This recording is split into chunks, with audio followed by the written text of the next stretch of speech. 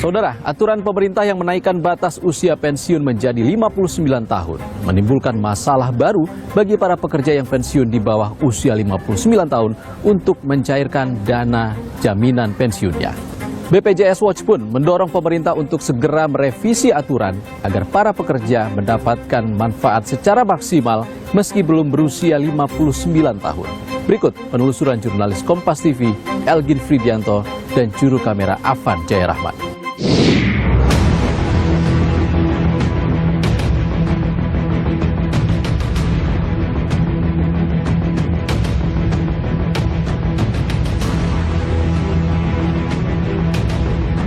Pemirsa, memasuki usia pensiun, siap-siap nih dihadapkan dengan sejumlah persoalan baru terkait BPJS Ketenagakerjaan.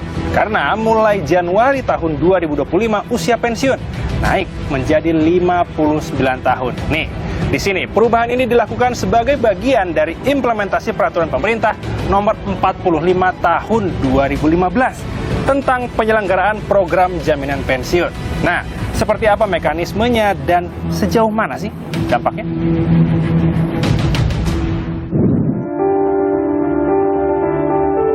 Saya pun bertemu dengan pensiun pekerja Heri Wibowo yang baru menyelesaikan masa kerjanya pada Oktober 2024 lalu usai mengabdi selama 22 tahun di sebuah perusahaan swasta.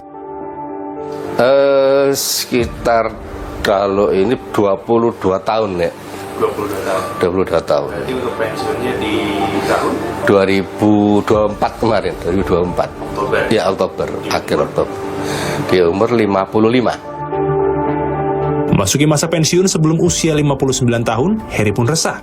Pasalnya, pasca pemerintah resmi menaikkan batas usia pensiun pekerja yang sebelumnya 58 tahun menjadi 59 tahun, uang jaminan pensiun atau JP baru bisa dicairkan pekerja yang terdaftar di BPJS Ketenagakerjaan saat berusia 59 tahun.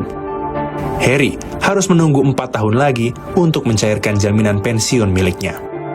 Memang kebijakannya seperti itu, cuman ya kenapa sih kok diundur lagi 4 tahun, 5 tahun lagi, kenapa nggak langsung diserahin aja duitnya. Jadi yang keluar kemarin ini JHT ya, jaminan hari tua, BPJS.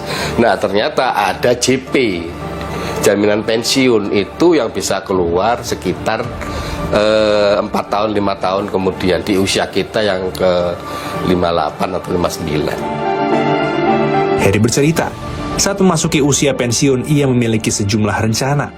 Namun, Heri terpaksa menyusun ulang rencana untuk 4 tahun ke depan. Heri juga mengaku khawatir karena masih harus membiayai sekolah ketiga anaknya. Yang paling nyesek juga ya dengan keluarnya Undang-Undang Cipta Kerja itu. Nah, itu kan berdampak sekali karena besaran uang pesangon, uang pensiun itu juga berkurang. Sambil menunggu jaminan pensiun cair, Heri bersama istrinya membuka usaha catering kecil-kecilan dengan harapan bisa menjadi penopang penghasilan usai pensiun. Namun, biaya sewa tempat yang mahal membuat Heri harus berputar otak dan menjual secara online. Kita jualannya masakan Jawa Timur kayak rujak cingur, tahu telur, terus rawon. 2024 ya awal ya, yang ya intinya bisa kita harapkan untuk penopang setelah kita pensiun. Ternyata ya kembali lagi ke tempat sewanya untuk jualan ini yang ternyata naik gitu loh. Jadi ya udahlah, kita bawa ya di rumah aja gitu. Heri berharap uang yang selama ini dipotong dari gaji yang ia terima semasa bekerja dapat segera dicairkan beserta penambahan nilai manfaat. Saat pekerja yang terdaftar di BPJS Ketenagakerjaan pensiun, pekerja berhak atas 2 program perlindungan sosial, yakni Jaminan Hari Tua atau JHT dan Jaminan Pensiun atau JP. JHT dapat dicairkan atau diklaim sekaligus saat peserta telah berhenti bekerja karena berbagai sebab atau telah pensiun. Bagi peserta yang dalam persiapan masa pensiun dapat mencairkan 10% dari total saldo JHT yang dimiliki. Sementara, jaminan pensiun diberikan secara tunai per bulan bagi peserta yang mencapai usia pensiun atau peserta mengalami cacat total. Direktur Pelayanan BPJS Ketenagakerjaan Roswita Nila Kurnia menuturkan perubahan usia pensiun pekerja di Indonesia secara bertahap akan naik per 3 tahun sesuai peraturan undang-undang. Ya memang umur 59 sebenarnya bukan ketentuan dari BPJS Ketenagakerjaan. Karena kan kita ini kan menjalankan mandat untuk jaminan sosial ketenagakerjaan sesuai tentunya undang-undang dan juga peraturan menteri yang di bawahnya yang memang berlaku. Dan dalam konteks 59 usia yang berlaku mulai untuk JP di tahun ini, itu aturan dasarnya adalah mengacu pada PP 45 2015 mengenai penyelenggaraan program jaminan pensiun, dan juga peraturan di bawahnya terakhir itu adalah Permenaker 29 2015 tentang tata cara pendaftaran kepesertaan, pembayaran dan penghentian manfaat pensiun. Nah, di situ dijelaskan bahwa untuk usia pensiun pertama kali ditentukan sesuai dengan peraturan pemerintah tersebut ya, itu ditentukan pertama kali pada usia 56 tahun. Kemudian dia akan dilakukan penyesuaian secara bertahap, penambahan menjadi 1 tahun usia pensiun setiap 3 tahun. Nah, karena kita mulai menjalankan secara amanah undang-undang itu menjalankan program jaminan pensiun mulai pertengahan 2015, jadi 3 tahun sesudahnya itu berkala naik 1 tahun untuk usia pensiun yang bisa mengklaim jaminan pensiun. Namun, bagi pekerja yang sudah memasuki masa pensiun di usia sebelum 59 tahun, ketentuan ini dinilai dapat memberatkan. Mulai dari penundaan penerimaan jaminan pensiun hingga kekhawatiran potongan upah pekerja yang tidak dikelola secara maksimal. Koordinator Advokasi BPJS Watts Timbul Siregar menyebut pekerja yang telah pensiun tentunya berharap dapat menerima jaminan pensiunan secara langsung tanpa ada masa tunggu. Tentunya ini yang kita dorong pemerintah untuk bagaimana pasal 15 ini direvisi untuk didekatkan dengan usia pensiun yang diatur di peraturan perusahaan atau perjanjian kerja bersama masing-masing perusahaan. Sehingga ketika dia pensiun, dia tidak lama lagi mendapatkan manfaat pensiun. Nah, jadi tentunya ini menjadi salah satu persoalan yang dialami oleh pekerja swasta, pekerja formal ketika dia hadapi masa pensiunnya. Yang paling bisa diambil sekarang itu hanya jaminan hari tua. Betul. Nah, jaminan hari tua, sementara jaminan pensiun menunggu. Nah, ini kan yang artinya kita sih berharap jaminan hari tua dapat, jaminan pensiun yang manfaat pasti, yang bulanan akan dapat juga. Sehingga saling melengkapi. Jaminan hari tua nanti untuk misalnya dia bisa pakai untuk modal dan sebagainya, tapi jaminan pensiun untuk menghidupi tiap bulan, setiap hari ya. Menurut Timbul, dana pensiun dapat dikelola BPJS Ketenagakerjaan dalam berbagai bentuk investasi yang dapat menguntungkan pensiunan di hari tua.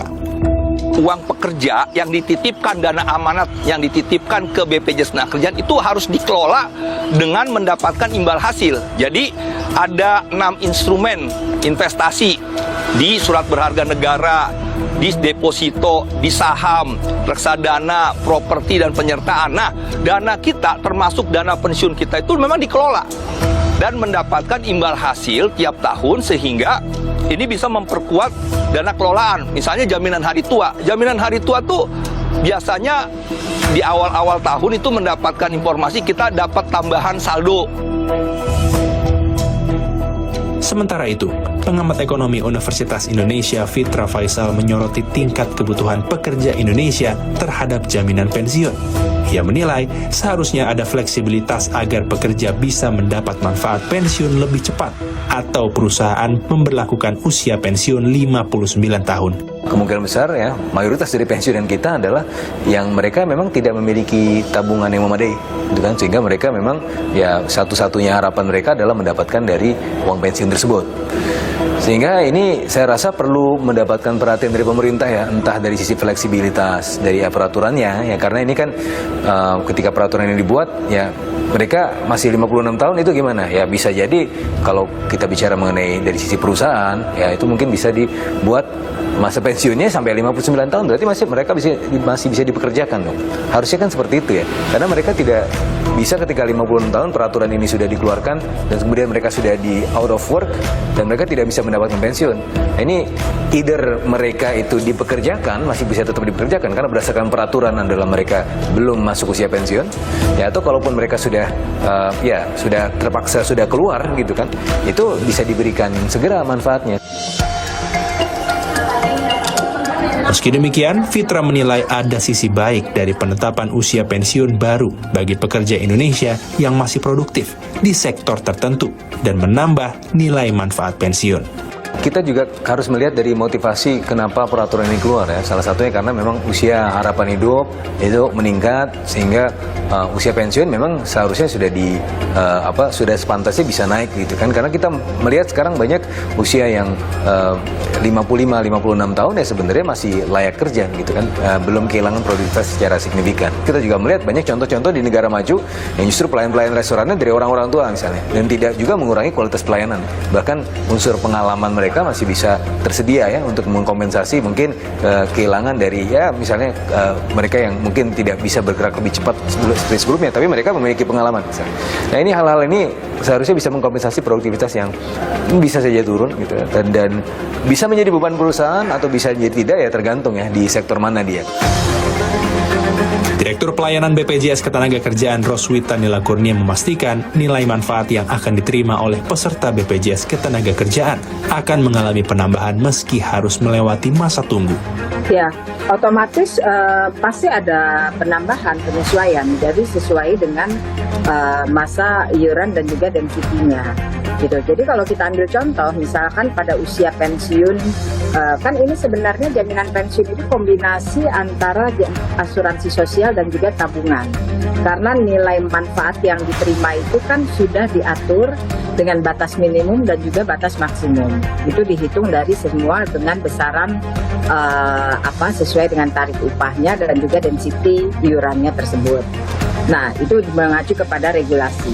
Nah, sekarang kalau kita lihat dari sejak 2015, manfaat minimal jaminan pensiun itu sebenarnya untuk yang paling kecil itu sudah naik. Awalnya mungkin waktu itu ditetapkan di angka 300.000, angka terkecil untuk manfaat berkala. Sementara yang sekarang sudah di angka 399.700.